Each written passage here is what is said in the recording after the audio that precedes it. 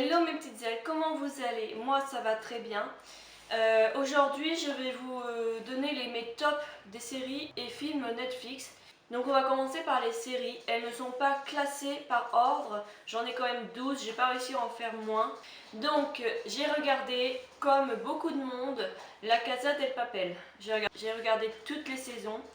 Euh, Franchement, la saison 1, saison 2, rien à dire. Par contre, la saison 3, je ne vais pas vous la spoiler si vous ne l'avez pas déjà vue, mais je suis un peu déçue de la fin en fait. En gros, ça va faire une saison en 2 parties. C'est un peu dommage. Et je pense que je suis pas la seule à le penser. Donc voilà. Sinon, pour ceux qui connaissent pas, c'est l'histoire d'un braquage d'une banque en Espagne. Voilà, avec plusieurs personnes et ils ont des noms de villes comme Tokyo, Berlin, Helsinki, Rio. Ensuite, j'ai encore regardé une autre série qui est assez connue, mais quand j'en ai parlé avec d'autres personnes, c'est plus les femmes qui regardent ça parce que les hommes ils n'aiment pas trop. C'est donc Orange is New Black. Ça, j'ai vraiment regardé toutes les saisons jusqu'à la fin. J'ai toujours bien apprécié, même si il y a eu des moments où bon bah ça tournait un peu en rond ou un truc comme ça, mais globalement j'ai toujours apprécié. C'est l'histoire donc de Piper qui rentre en prison et qui va devoir faire des alliances, qui va retrouver des personnes qu'elle aimait beaucoup et qui va donc devenir un peu haut gradé dans la prison. Il va se passer plein de choses, il va lui arriver plein de choses, enfin voilà. Ensuite, il fallait bien que je retrouve une série à regarder et j'ai regardé Zoo. Et c'est vrai que c'est un peu chelou. C'est l'histoire donc que c'est les hommes qui vont devenir des proies aux animaux. Les animaux sont en train de muter pour X ou Y raison, vous le découvrirez dans la série si vous désirez la voir. Et donc du coup, ils sont en train de muter et des chercheurs vont faire en sorte de inverser les rôles et que ça redevienne comme avant. Mais saison 1, ils ont découvert un truc mais ça n'a pas fonctionné et saison 2, ça a encore empiré. Et la fin de la saison 2 montre qu'il y aura éventuellement une saison 3. Et quand j'ai regardé sur internet, j'ai trop déçu parce qu'apparemment il n'y aura pas de saison 3 finalement. Encore une série que j'ai adorée, qui m'a duré presque, il y a quand même 5 saisons. Donc du coup ça m'a duré bien 2 mois à la regarder. C'était Les 100. Alors ça, Les 100, j'ai fait une grosse histoire d'amour dessus. J'étais collée au sang tous les soirs.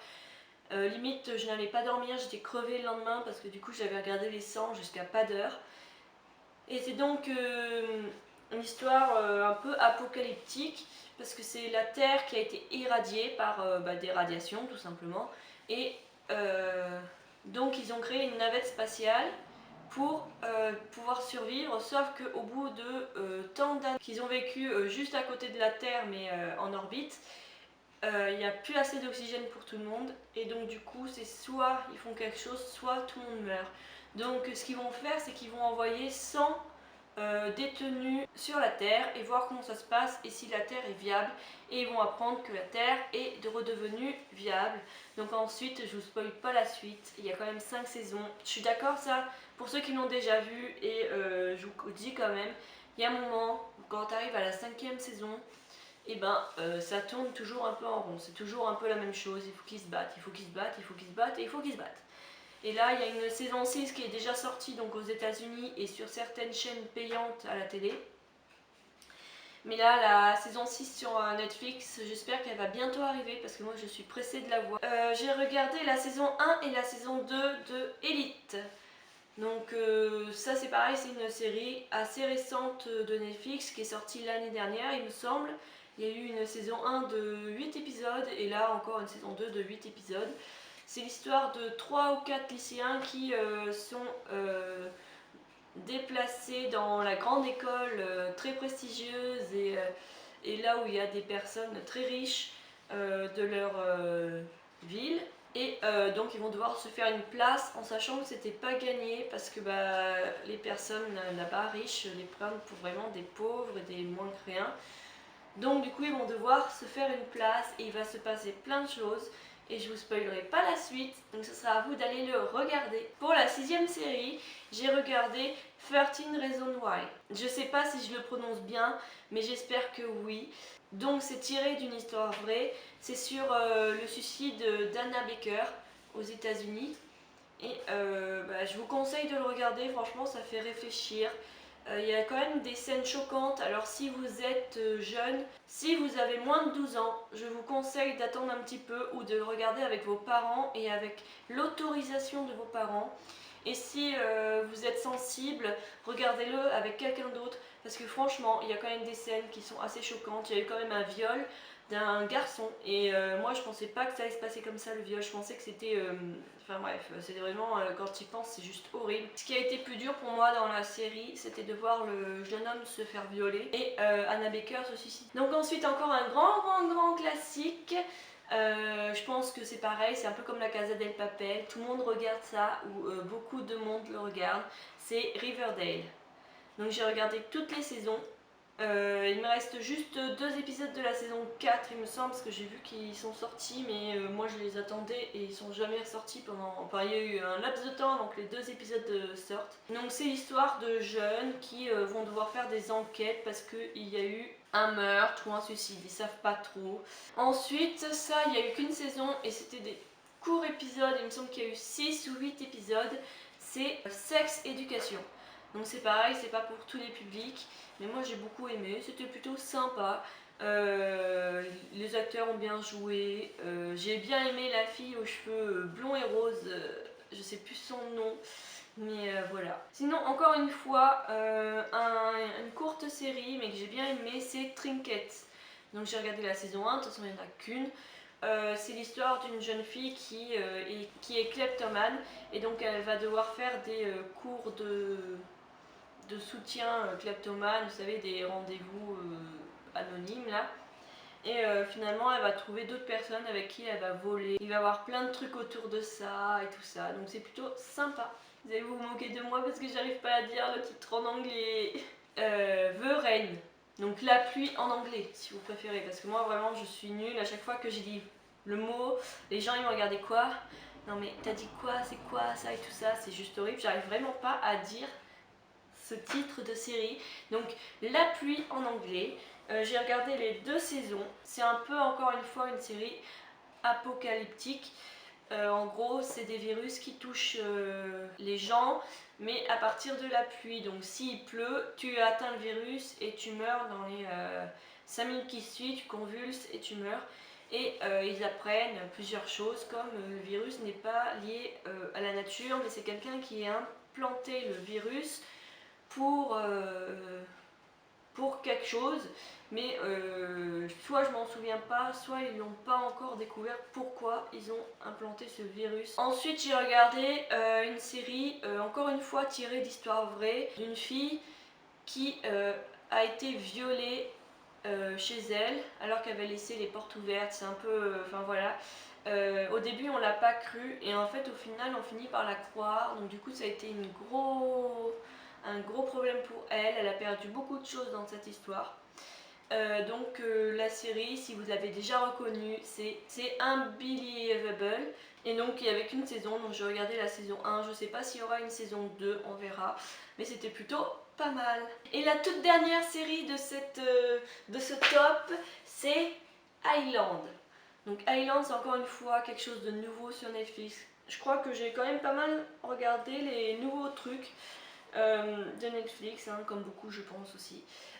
Donc c'est l'histoire encore une fois, de détenus très hautement placés qui arrivent sur une île et donc il va se passer plein de trucs, il y a plein de trucs louches, ils découvrent d'autres trucs. En gros ils arrivent avec une chemise avec marqué leur nom et ils ont tous un objet avec eux, ils doivent survivre et tout ça. Et en gros c'est pour voir leur comportement dans la nature si on les relâchait. On va passer maintenant donc au film que j'ai vu et que j'ai apprécié parce que j'en ai vu d'autres mais bon bah ça m'a pas tant marqué puisqu'il y en a même que je me rappelle même plus le nom. Un des premiers films que j'ai vu sur Netflix c'est donc Mowgli. C'est donc le livre de la jungle. Je voulais absolument le regarder, je pensais que c'était celui qui était sorti au cinéma, mais non, en fait c'est un film original Netflix. Donc je suis un peu déçue parce que moi je voulais regarder celui qui était sorti au cinéma, mais tant pis, un jour ou l'autre j'arriverai à le voir, j'arriverai à le trouver, à le regarder. Mais n'empêche que celui sur Netflix, il a quand même des super belles images. J'ai regardé aussi Bird Box. C'est l'histoire, donc c'est encore un peu apocalyptique, hein. C'est des gens en fait qui vont se suicider parce qu'ils voient quelque chose qui est donc invisible. C'est quand même bien, j'ai bien aimé le film. Il paraît qu'il y aura un 2 et je suis pressée de le voir. Il est bien tourné, les images sont trop belles encore une fois. J'ai regardé aussi I Am a Mover.